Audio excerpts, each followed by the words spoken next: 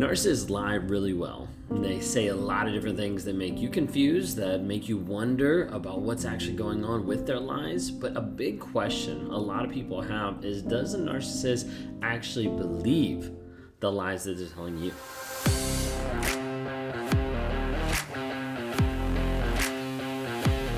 Believe the lies that they're telling you. If you guys are new here, my name is Ben Taylor. I'm a self-aware narcissist on this channel to provide awareness, growth, healing, and change. I'm the founder of Raw Motivations, the creator of the NARC app, narcapp.com, narcapp.com, and the creator and the guide in the 45-Day Clarity Challenge. You can access at claritychallenge.net. If you like what you see here, please subscribe. Please rate, review, share, anything that you can do to be able to help just bring education to other people about narcissistic abuse and help them see what's actually going on. Hit that little notification so you can know when we drop new videos on a day-to-day basis or when we start going live here coming up on Fridays in 2023. So check that out, okay?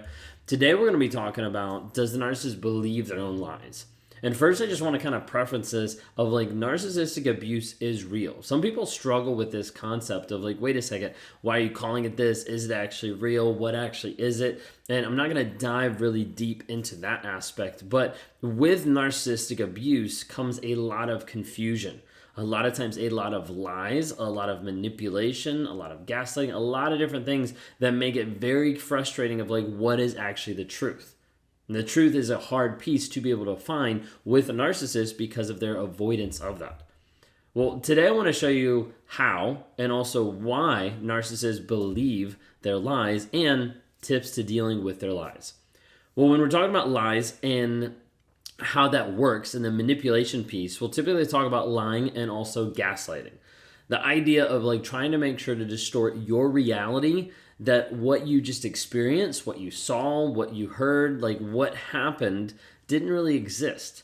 And that it's also something that you probably needed to doubt. You probably need to doubt your perception of it or your reality of it, or maybe you didn't hear it right, or maybe something's wrong. Gaslighting is taking it from lying to a whole nother level to try to confuse you and make you look crazy. And make you feel crazy, like you can't trust your own senses. You can't trust the things that you're seeing, experiencing, and feeling. Well, a lot of times narcissists will gaslight in order to maintain their image of self. They'll gaslight you to make sure that they get what they want, to make sure that they don't look bad. Well, when we talk about that aspect of like maintaining their self-image, I want you to understand that a lot of times a narcissist is looking at the self-image as it's being very, very important for them to maintain.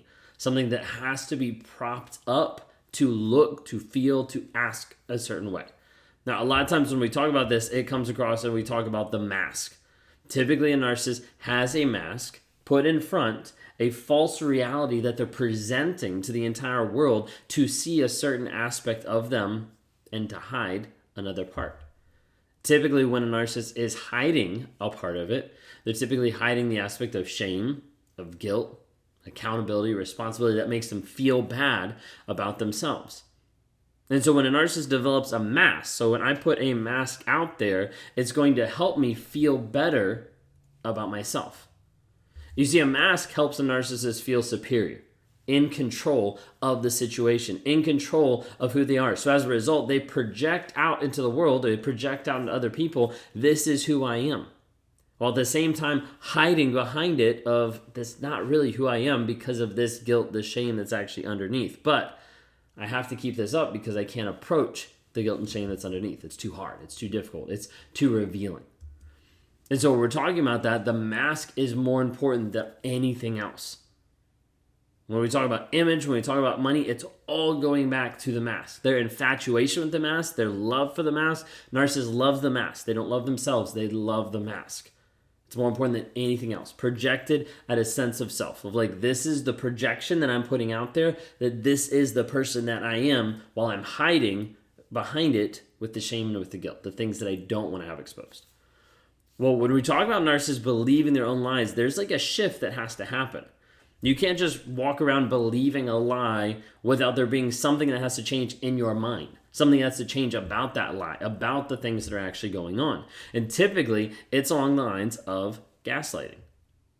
I've said before, but I believe that narcissists are one of the first victims of gaslighting. They have to gaslight themselves to believe an alternate reality, to believe something that's not actually real. Narcissists distort their reality by gaslighting themselves. So with this, the idea is like, I need to forget it.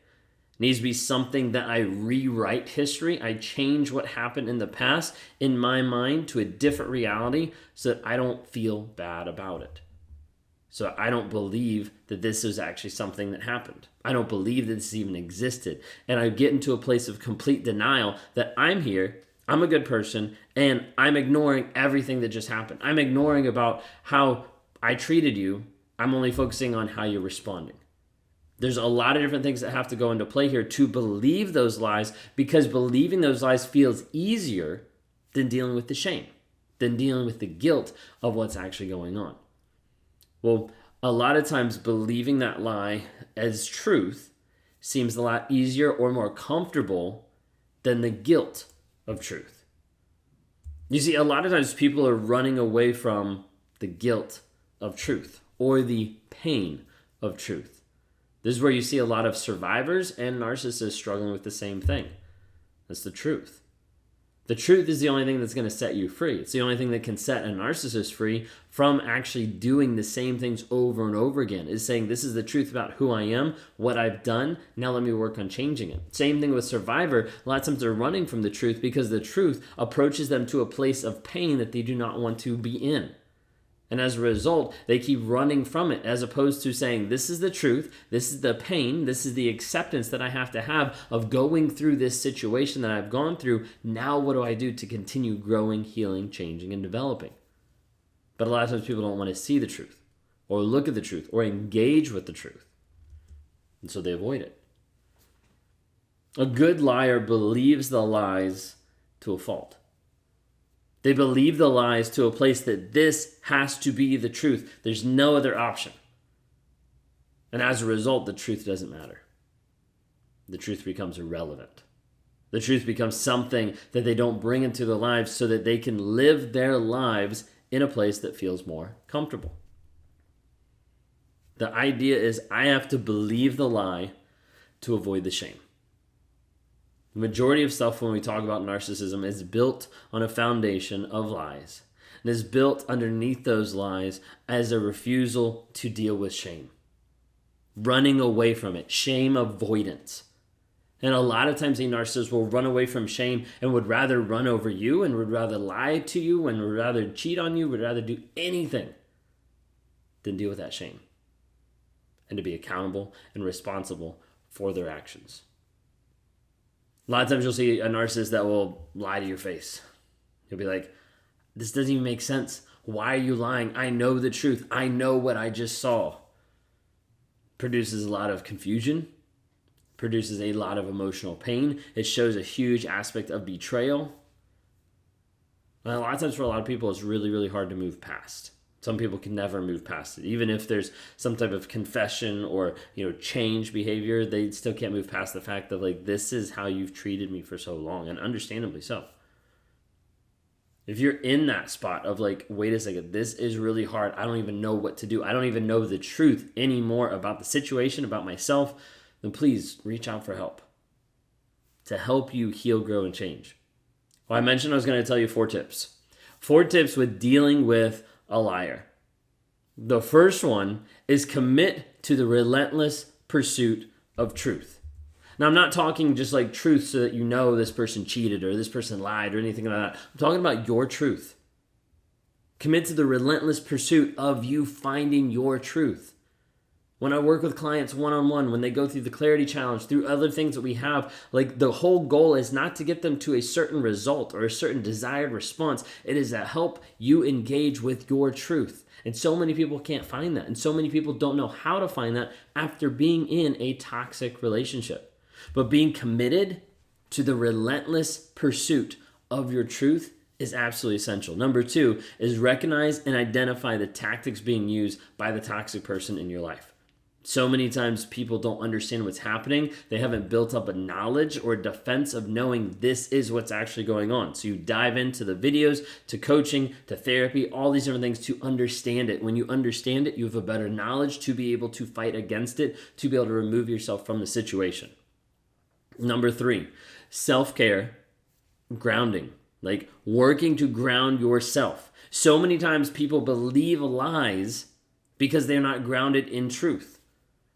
When you have people that are looking at fake dollar bills and they're trying to identify it, you don't have people that study the fake. They study the real one so they can identify the fake. And so many times people are so focused on the lies, they forget to focus on the truth. They forget to focus on who they are, the direction they're going, their purpose, their vision, their values. So when I talk about grounding yourself, I talk about journaling. One of the books that we have out right now is From Fantasy to Reality. It's a journal prompt. It has over 100 prompts inside it to help you actually process and go through, wait a second, am I believing fiction and fantasy, or am I believing the reality of what's actually happening? Getting down to the truth is essential. Having a good support system, everything that's going to help to promote your self-care, to ground you, to get you solid in you and that truth. All right, the 4th thing is to get into therapy, coaching, counseling, whatever you need to do to help transform your mindset, to change the frame and how you're looking at stuff. Because so many times people are stuck in these toxic relationships and they can only see one section. And then you get talking with someone else and you're like, oh, wait, I can see a different aspect. Oh, wait, now I can change and I can grow in this area or in this area. Getting that help is absolutely essential. If you'd like to talk to me one-on-one or jump into coaching, would love to interact with you and talk with you and help you and be a part of your healing, your growth, your change, and your development. You can go to rawmotivations.com, click on the one-on-ones.